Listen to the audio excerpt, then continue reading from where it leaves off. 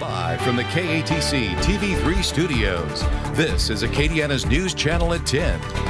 Good evening, Acadiana, and thank you for choosing Acadiana's News Channel KATC at 10 p.m. Well, we're going to start off with weather, and if you like the pattern now, you're going to like it in the days ahead. Not much change in the forecast. Started out lower 70s, finished off in the upper 80s, currently lower 70s, and we're going to bottom out somewhere in the upper 60s to lower 70s overnight tonight. Generally fair skies across the board with the waxing gibbous hunter's moon out there. And as we take a look at the forecast overnight tonight, temperatures dropping down to near 70 in most spots, mid to upper 60s outlying areas. So another mild night ahead. Enough wind out there to keep fog at bay, although we could see a little light stuff with visibility in the 3-mile range first thing tomorrow morning, but it shouldn't be a major issue. And then tomorrow afternoon, sun and cloud mix. Temperatures once again get into the mid to upper 80s. Hour by hour forecast, we hold those temperatures mostly in the lower 70s. Dew points close to that as well. So it's going to be a humid night. And then as we head into tomorrow, again, a mixture of clouds and sun. Another warm day,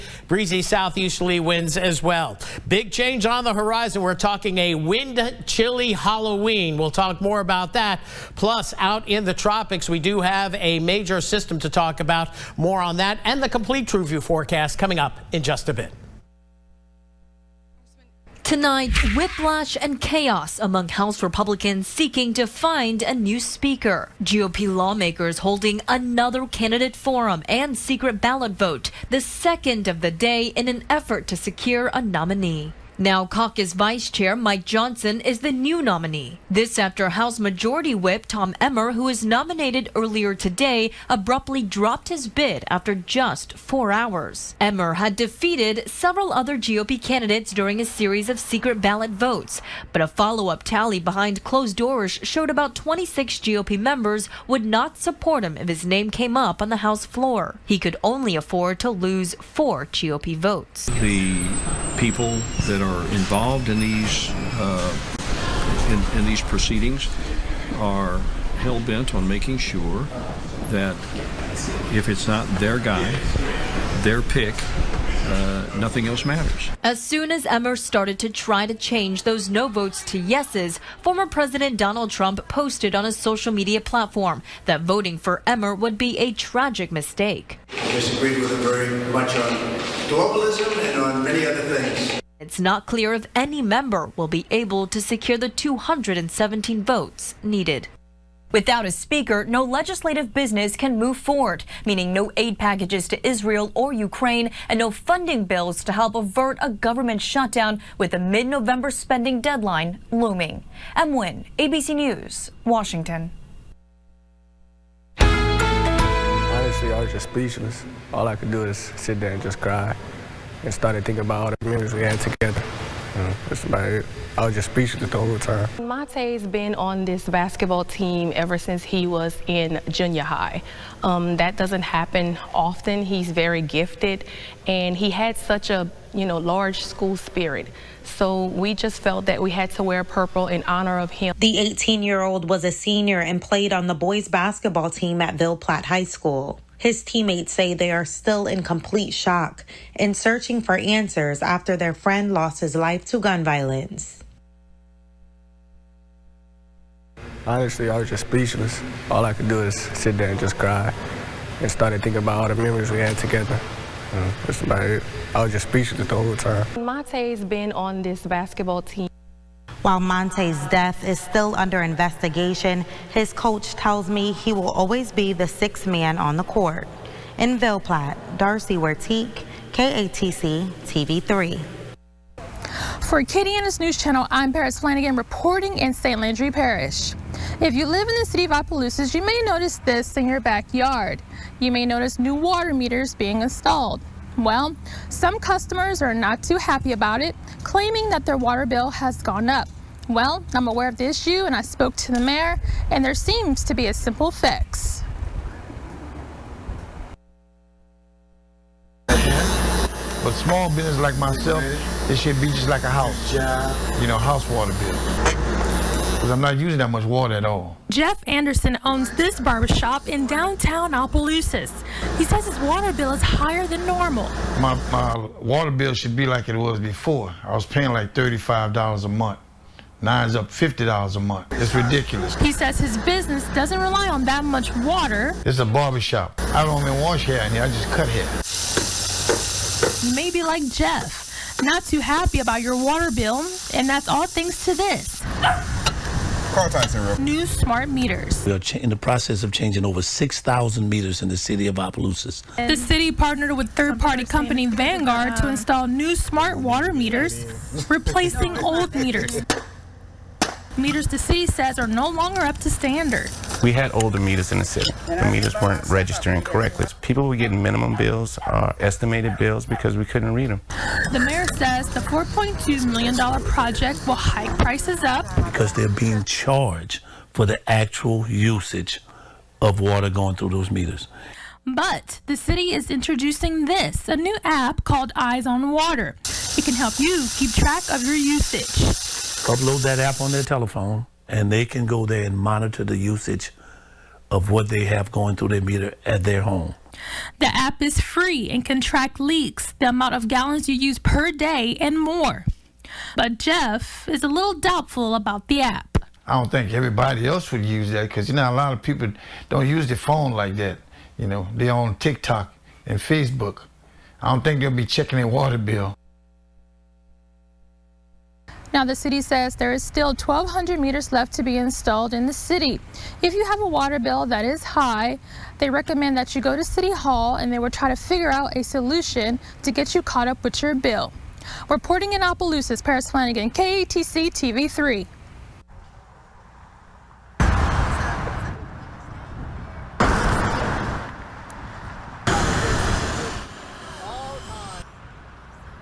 It's just not a good look, especially people coming in from New Iberia, New Orleans area, from the south side of Lafayette, coming into town, and this is one of the first things you see coming into Lafayette. It's definitely an eyesore, and so I think talks probably have been in the works for the past year and a half, especially after scrappers have started taking in.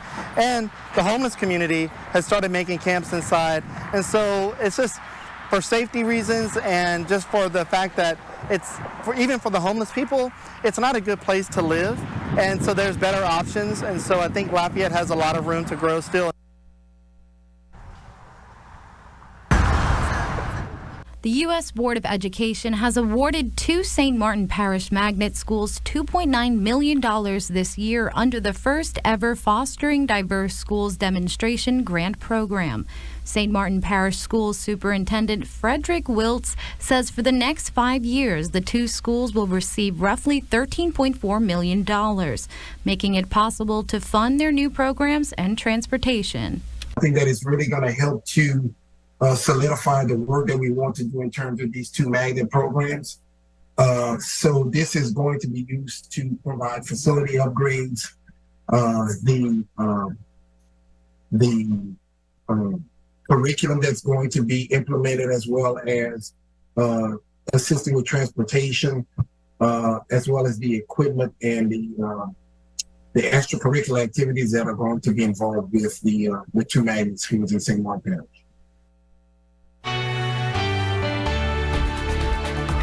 Coming up on Acadiana's News Channel at 10, we're talking much chillier temperatures on the way for Halloween. Till then, warm conditions, plus a winter storm and a Category 5 hurricane in tonight's weathercast.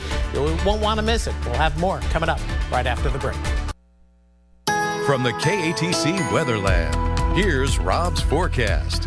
Welcome back. Well, warm one out there today. Once again, temperatures in the upper 80s after a morning start in the mid 60s, and you can see those numbers above what we would expect this time of year. Maybe mid to upper 50s, highs in the upper 70s.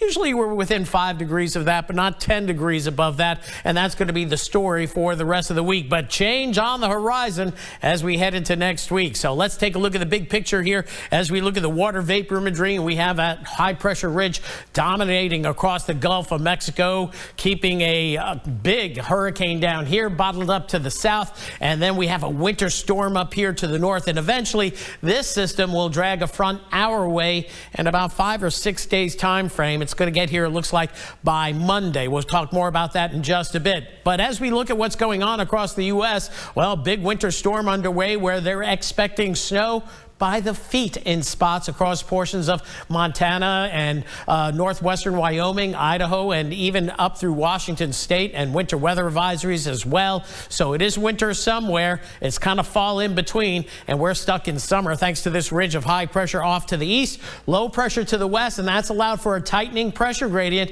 and that's allowed for breezier conditions during the day and enough wind at night to keep fog at bay for the most part. It was much lighter this morning, tried to form between about midnight and about 4 a.m. Then the wind picked up, and we'll watch the trends in the nights ahead, but don't think fog is going to be a major issue.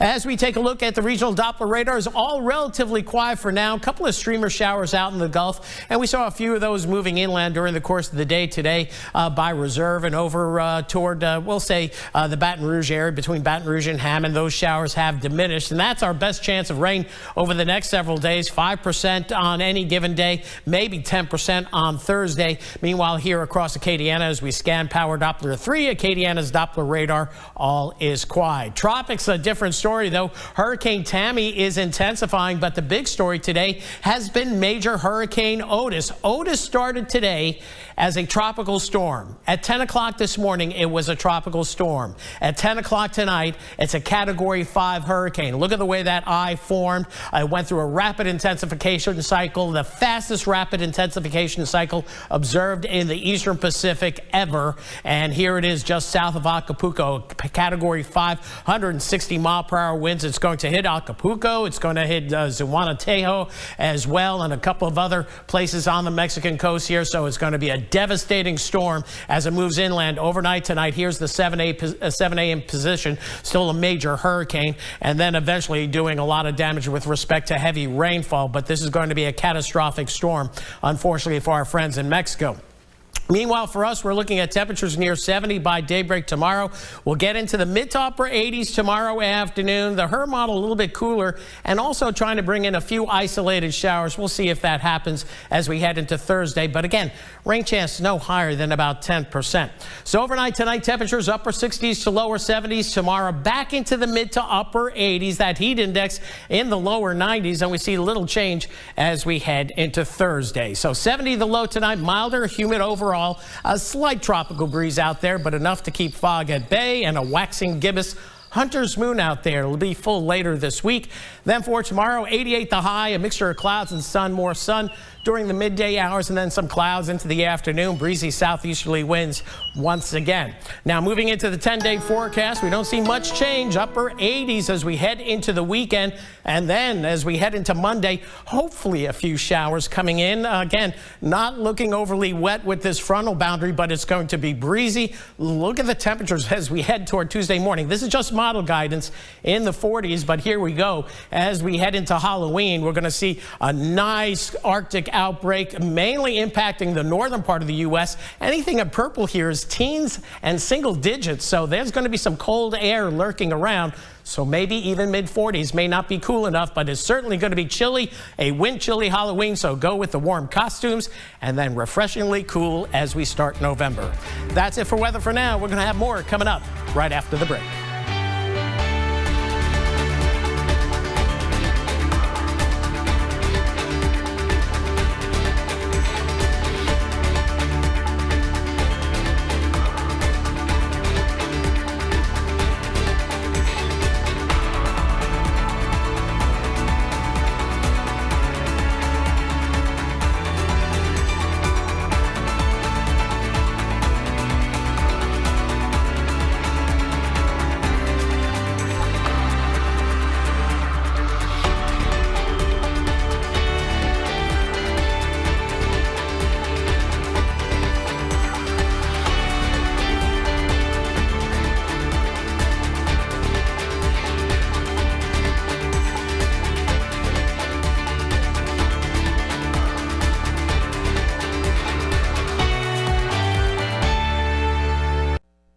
State News, New Orleans Saints receiver Chris Olave now facing reckless operation charges after he was arrested in Kenner last night. Police say the 23-year-old was swerving around other cars and driving double the speed limit. Olave was arrested near Joe Yen Boulevard in Kenner, an area mixed with residents and businesses. Police say Olave was cooperative and released from the Kenner City Jail that same night.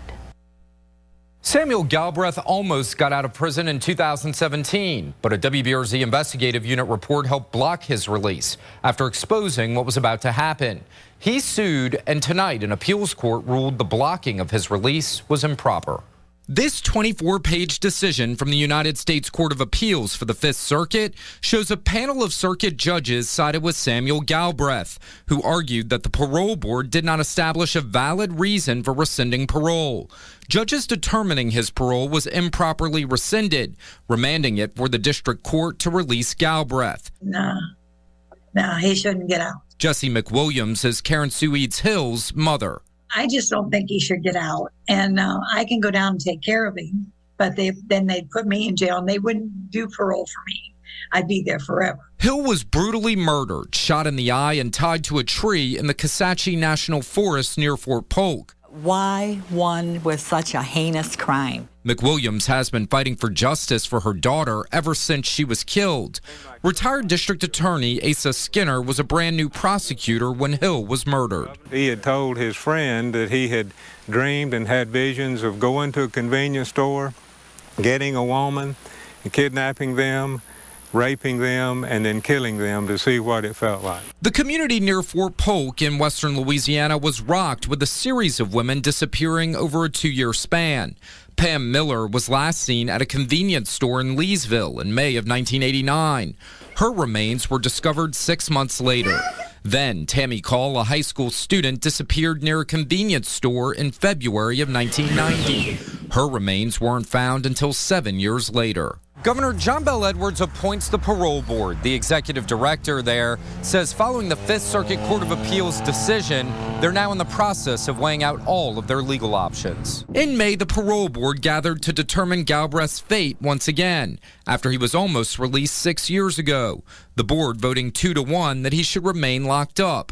But with a fresh appeals court decision this week, Galbraith's incarceration could be brief. It was just unconscionable, I thought, that this particular person would get out after serving less than 1/3 of his sentence for such a heinous murder and rape as what he committed. The executive director of the Parole and Pardon Board says Galbraith could be released to Texas. Their corrections department would have to approve his residency plan before anything happens. But again, the state says it's still determining whether it will appeal. For the investigative unit, I'm Chris Nakamoto. Faster internet is now available in the Ville Platte area. Optimum, the city's local internet provider, tells us network and infrastructure upgrades are complete.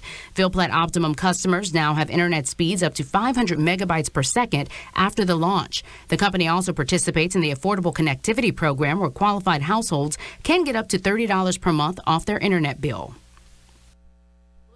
Golf and enjoy giving back to your community? Then listen up. Happening Friday, the St. Martin Council on Aging is hosting a golf tournament.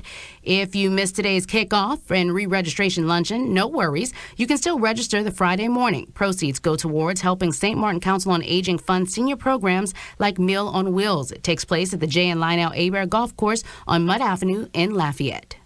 Being here on the golf course, seeing the people out, just doing what they do for fun. And so we're hoping that they will take that aspect and join with us to help us raise funds for a very good and worthy cause. Meals on Wheels, which many people know it by, is actually our home delivered meals program. This program helps to provide meals to seniors who are 60 and older. Tomorrow, the Realtor Association of Acadiana is hosting their annual Gumbo Cook-Off. The event will feature plenty of gumbo and kids' costume contests and music by the Good Dudes. All proceeds will go to 3 charities that the Realtors Association partner with this year. You see those charities there on your screen. It kicks off tomorrow at Park International starting at 5. The cook-off wraps up at 7:30. And the Grand Coteau Sweet Dough Pie Festival is set for Saturday. The annual event features local pastry chefs and home cooks competing for the top spot of best sweet dough pie in Acadiana. You can head over to buy some pies, shop with local vendors, and catch some live music. This year's performers feature Cheryl Cormier and the Cajun Sounds, Jeffrey Broussard and the Creole Cowboys Band, and Patrick Henry and the LB Band. It's happening on Saturday from 9 a.m. until 5. We have the address listed for you there on your screen. Also happening this weekend, the city of New Iberia is hosting their annual Halloween parade. The city will also be turning the City Hall fountain black in celebration of the season. The parade kicks off on Saturday starting at 4. It will begin at New Iberia City Hall and proceeds along Main Street. Stay up tonight if you have the guts. Hey! Oh my God. Do you guys mind if I hitch a ride? Hi there. Hi, guys. Hi, Bud. Hi. Oh my God. If playing for the Raging Cajuns football team didn't take up most of his time already, Patrick Mensah is now managing his time in multiple arenas. Jamarcus Fitzpatrick has his story. I ain't gonna lie to you, I'm the type of person I love to grind. I love it. This might be my favorite one. Patrick Mensah enjoys working hard at everything he does. So these are some of the new shirts. And that includes running his clothing brand, Move in Silence. Mensah is a college student majoring in business at UL. He created the clothing line in 2022 and based it around 5 core values: faith, respect, loyalty, discipline, and sacrifice. People don't just buy your product, they buy your brand, they investing in your brand, because all those, core values and principles tally into moving in silence. Mensah runs his operation as a one-man band. What I got on right now is the new hoodie that I'm gonna drop this fall. He sketches designs on paper, 5, Moving Silence, and works with a distributor overseas to make his gear, and then fulfills the orders on his own. I just cut on some music. Like, I really go on a game mode type thing. Like, all right, this really is game mode. Like, I didn't invest the money in this. Let me make sure everything right. His laser-like focus comes from his football background. But styling on the gridiron didn't come naturally to Mensah. His family migrated from Africa, where they mostly saw soccer being played. Football would be introduced to Mensah by his older cousin, who donned the number 5. He's been major influence. We really had the same life stories for real. So he been through a lot of the stuff before me. So he was able to kind of guide me in the right direction. Mensah's wardrobe haul is destined for greatness in his eyes because he'll continue to sew, so like, look at this, and show, the hands covering the eyes, others how to move in silence and fabricate success.